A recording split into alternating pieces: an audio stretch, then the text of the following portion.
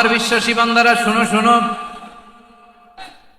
লা তাসুবুল্লাযীনা ইয়াদউনা মিন দুনিল্লাহ ফায়াসুবুল্লাহা আদওয়াম বিগাইরি ইলম।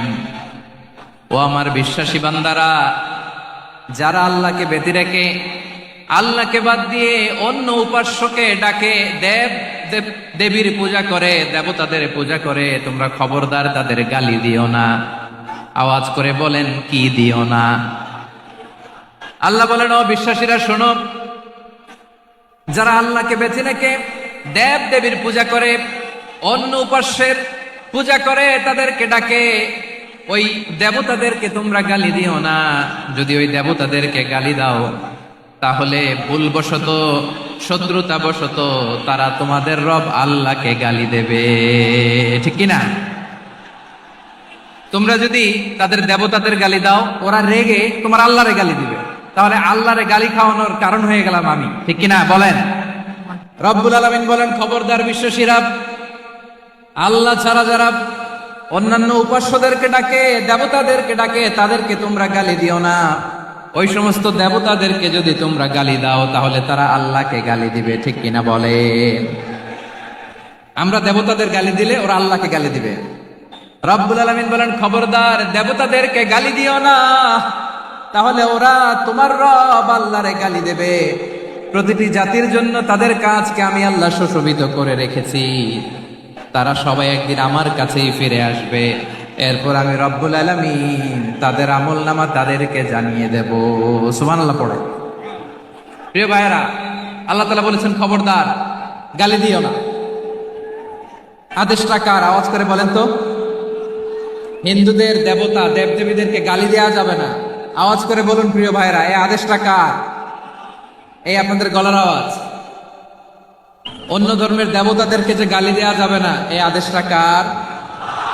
আরো জোরে বলুন, কার? গালি দিবেন কোন দেবতাকে? দিবেন? যদি দেন, তাহলে ওরা আল্লাহরে গালি দিবে। তাহলে আল্লাহরে গালি খাওয়াইলো কে? আপনি, ঠিক কিনা বলেন? আমি আল্লাহকে গালি খাওয়ানোর কারণ হলাম, কারণ আমি যদি গালি না দিতাম, ওরা আমার রবকে গালি দিত না। আওয়াজ করে বলেন, ঠিক কিনা? তাহলে প্রিয় ভাইয়েরা, ইসলাম আমাদেরকে শিখায়, সূরাতুল আনআমের 108 নম্বর আয়াত থেকে আমরা বুঝলাম, কোন ধর্মকে ছোট করা যাবে না। অন্য ধর্মকে ছোট করা মানে ইসলামকে ছোট করা।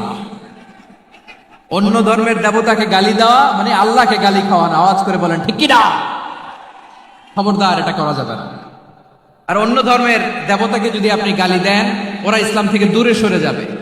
যাও ইসলামের প্রতি আকৃষ্ট হয়েছিল, আর কোনোদিন ইসলামের ধারে কাছে আসবে না। আওয়াজ করে বলেন, ঠিক কিনা? এজন্য কখনো কোনোদিন অন্য ধর্মের দেবতাদেরকে গালি দেওয়া যাবে না। অন্য ধর্মের কোন দেবতাদেরকে আমরা গালি দিব না, গালি দিব না, বরং ইসলামের beauty, the beauty of Islam, ইসলামের সৌন্দর্যকে আমরা তুলে ধরব।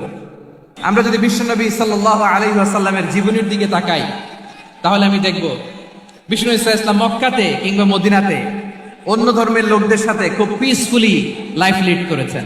হোক মুশরিক, হোক খ্রিস্টান, হোক ইহুদি, বিশ্বনবী সবার সাথে মিলেমিশে ছিলেন। আলহামদুলিল্লাহ বলেন। ইসলাম হচ্ছে পিসফুল রিলিজিয়ান। অন্য ধর্মের প্রতি সহনশীলতার সবক ইসলাম আমাদেরকে দেয়। কিন্তু প্রতিটি মুসলিমের এটা মনে রাখতে হবে, আল্লাহর কাছে পছন্দনীয়, গ্রহণযোগ্য ধর্ম, জীবনাদর্শ একটি, সেটা হচ্ছে ইসলাম। আওয়াজ করে বলেন, সেটা কি? লালমনিরহাটের ভাইয়েরা, আওয়াজ করে বলুন, আল্লাহর কাছে মনোনীত ধর্ম একটি, সেটা কি? এজন্য রব্বুল আলামিন বলেন, ইন্নাদ-দীনা ইনদাল্লাহিল ইসলাম, আল্লাহর কাছে মনোনীত, গ্রহণযোগ্য, অ্যাকসেপ্টেড ধর্ম, মতাদর্শ একটা, সেটা হলো ইসলাম। ইসলাম ছাড়া অন্য কোন ধর্ম যদি কেউ তালাশ করে, তার ওই ধর্ম আল্লাহ গ্রহণ করবে না।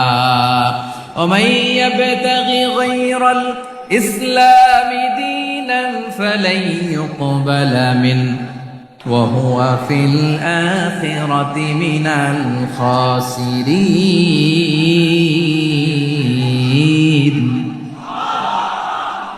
Whoever seek anything except Islam, that won't be accepted from him, and he will be loser in the day of judgment. কিয়ামতের দিন ইসলাম ছাড়া কেউ যদি অন্য কোনো ধর্ম তালাশ করেছে দুনিয়াতে, তার এই মতাদর্শ গ্রহণ করা হবে না, and he will be loser.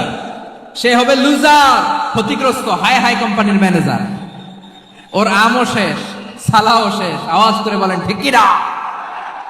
এজন্য ইসলাম পেয়ে আমরা খুশি না বেজার? প্রত্যেক নামাজ শেষে আমরা আল্লাহরে বলি, আল্লাহ রাদিতু বিল্লাহি রাব্বা ওয়া বিল ইসলামি দীনা ওয়া বি মুহাম্মাদিন নাবিয়ান ওয়া রাসূলা। ও আল্লাহ, তোমারে রব হিসেবে পেয়ে আমরা খুশি। ও আল্লাহ, ইসলামকে ধর্ম হিসেবে পেয়ে আমরা খুশি। বিশ্বনবীকে আমাদের রাসূল পেয়ে আমরা খুশি। ঠিক কিনা বলে? ইসলাম ছাড়া অন্য কোনো ধর্ম আমরা গ্রহণ করব না। ঠিক কিনা বলেন? আল্লাহর কাছে অ্যাকসেপ্টেড রিলিজিয়ন একটা, সেটা ইসলাম। তো বিশ্বনবী সাল্লাল্লাহু আলাইহি ওয়াসাল্লাম মক্কাতে কিংবা মদিনাতে খুব পিসফুলি এক্সিস্ট করেছেন, যে কোনো ধর্মের সাথে মিলেমিশে চলেছেন। তার প্রমাণ আমরা যদি রাসূল সাল্লাল্লাহু আলাইহি ওয়াসাল্লামের বায়োগ্রাফির দিকে তাকাই, তাহলে দেখব তিনি মুশরিকদের সাথে পিস ট্রিটি করেছেন, শান্তি চুক্তি, পিস ট্রিটি, পিস এগ্রিমেন্ট। আপনারা হুদাইবিয়ার সন্ধির নাম শুনেছেন? আমার লালমনিরহাটের কলিজার টুকরা ভাইয়েরা, হুদাইবিয়ার সন্ধির নাম আপনারা শোনেন নাই? 6ষ্ঠ হিজরিতে বিষ্ণু ইসা ইসলাম মুশরিকদের সাথে এই ট্রিটি করেছেন, চুক্তি। কাদের সাথে? মুশরিকদের সাথে। আমরা তো মুসলমান বসতে পারি না। আমরা দুই মুসলিম ভাই একসাথে বসে চা খেতে পারি না, গল্প করতে পারি না। বিষ্ণু ইসা ইসলাম মুশরিকদের সাথে ট্রিটি করেছেন, হুদাইবিয়ার সন্ধি। এই সন্ধির আগে মক্কা থেকে কেউ মদিনায় যেতে পারে না, মদিনা থেকে কেউ মক্কায় যেতে পারে না। কিন্তু এই সন্ধির পরে ট্রাফিক স্বাভাবিক হয়ে গেল। মক্কার লোকেরা মদিনায় আসতে পারে, মদিনার লোকেরা মক্কায় আসতে পারে। এটাকে বলে সুলহ Hudaibiya, the peace agreement of Hudaibiya, শান্তি চুক্তি। আমরা পৃথিবীতে এখন অনেক শান্তি চুক্তির নাম শুনি, এগুলো সব the piece treaty of Hudaibiya থেকে কপি করা। আল্লাহু আকবার। তাহলে বিশ্বনবী সাল্লাল্লাহু আলাইহি সাল্লাম তিনি যে শান্তিপূর্ণ সহাবস্থানে বিশ্বাসী ছিলেন, মুসলমানেরা যে অন্য ধর্মের প্রতি সহনশীল, তার প্রমাণ হচ্ছে এই পিস ট্রিটি।